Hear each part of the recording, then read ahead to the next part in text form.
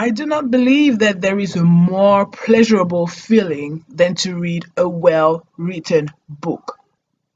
Okay, I'm lying. I can already think of a couple. But to me, reading a well written book is definitely on my top five most pleasurable things to do. All that to say, I'm super excited to talk to you about this today. Happiness by Aminatta Forna. Let's go.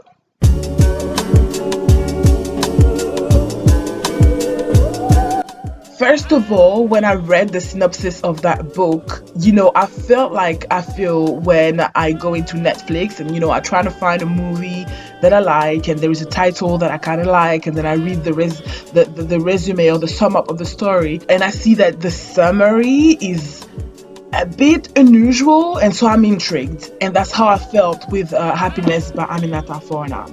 So what is the story about, you may ask?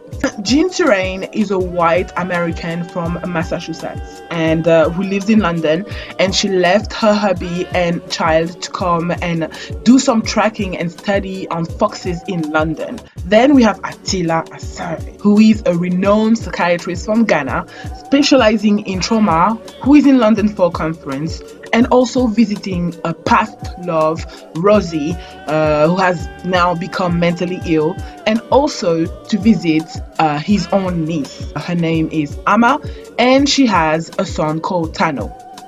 So we have two very different characters, two different people from two very different worlds who are going to end up bonding over a very stressful situation. Attila's niece has been kicked off her flat, and her son, Tano, has run away to escape child services because now that she's homeless, child services were after her son. When I finished the book, really there are three things for me that made me love it. The first one is a personal one. The main story is in London. Yeah, and I live in London. So first, obviously, it's a little bit special for me. And I've always feel more involved when a story is set is in some place I went to and that I know. When Attila and Jean were hanging out in Waterloo Bridge and in the Savoy Hotel. Hey, I used to work there, as a waitress in the Savoy Hotel. So, shout out to all my Savoy family. Hey, guys. And so Jean is living in South London, where I live as well. So when she's talking about Peckham and Oakenroll, I'm right there with her. So it was very, very special for me. Then the second thing that I very, very much like were the characters. As original and uncommon those characters were, because I don't think, that I could meet every day a Ghanaian psychiatrist and an American passionate by foxes in London, right? However, I surprised myself on how easy it was for me to feel invested in both characters' agenda. I don't know if I want to say that I like their complexity or their duality.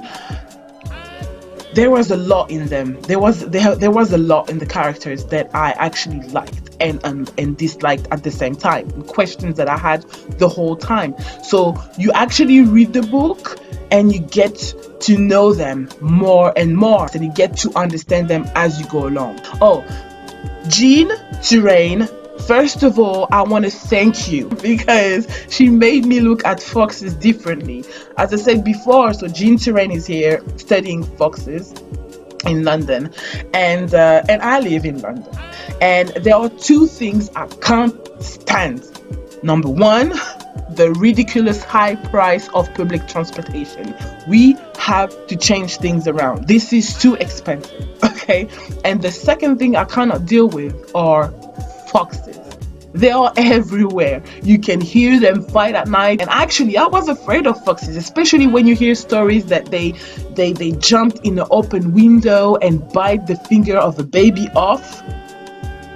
But the way that Jean, a foxes, coyotes, wolves expert, break down the myth, attached to foxes through innocent encounters in our everyday life. You need to know that in order for Jean to conduct her study about foxes in the city of London, she has a network of people, doormen of hotels, street cleaners, and shop owners. And one time, the chicken shop owner expresses his frustration about how foxes come and rip the garbage to eat and wants the fox to go away. And she says, well, actually, foxes are very much like us. They love chicken chops, you know. Really, the frustration that he has toward foxes should be directed towards the city of London and their issue when it comes to garbage management, rather than the foxes who, well, he is one of their best customer in a sense. Jean has plenty of instances where she addresses Fox's life and in the book, and the simple fact that we are with her at her job and that we get to know Foxes and myths are being debunked. How you say that in English? You know, debunked it? Tell me in the comment, you know how you say it in English. And I actually started to low-key feel bad. It is hard out here for foxes. You need to be nice to them.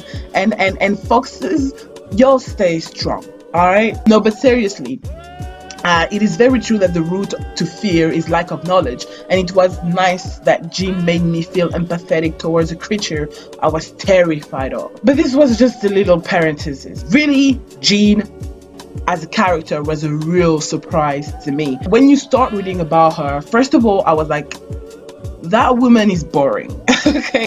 Wakes up in the morning, she just goes out and follow foxes. She has a monotone routine. She eats boring food. But the more I learned about that woman in the book, I do not relate with her, but I respected her. Keep in mind that Jean is a woman who found her happiness away from things that society would want her to be happy with, a husband and a child. So she went to London to do something that she's passionate about and left that all behind, and that's how she actually evolved and fulfill herself. That is quite badass. And even if it is hard, okay, the relationship that she has now with her son is not perfect, and with her husband is not perfect either. She found her happiness away from her husband and child. That is badass. Then we have Attila Asare. Little point before I get into how I perceive how complex the character was to me. He is the psychiatrist from Ghana, so he is the one in the book that actually introduces mental illness issues. I love that. I love the fact that the mental issue is being brought to the table by a Ghanaian male. Even if Attila is mainly treating post-war mental illness, I find it super bold and smart to have him as an expert in that field, knowing that in Black Africa, mental issues, mental illness is not a common thing to be discussing. But yeah, here again, complexity in the character. Attila is Idris Elba. No, he's not Idris Elba. But if you make a movie, I see in my mind, this is Idris Elba. You know? It's okay, just let me just dream. Can I dream? A girl can dream, right? Attila is respected in his field. He loves good food. He's creative. He loves to dance. He has money. I would see Attila in the street and I would think, wow, he's gorgeous. I mean, wow, we breathe happiness. But some of his views are so pessimistic. On the top of my head, and I'm going to paraphrase here. So for him, humans are violent by nature and we just repress it until we find a way to express that violence. It can be true, but I found it quite pessimistic. He talks a lot about politics, you know. There is one things he said here. There was no big secret to war, Attila thought. There will always be people who relished violence. All they ever needed was a leader and an opportunity. If someone could unite the gang members of New York or Chicago or London, they could take over their respective city. If that person was the president, they could take over the country. I like that.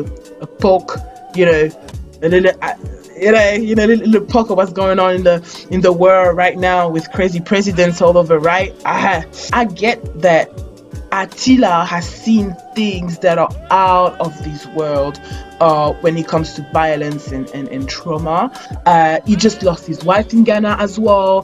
His true love in London is now mentally ill, and I think he gets frustrated on how today's world is so fast into the mental illness diagnostic, while in the same time there is a true lack of scientific effort behind those diagnostics.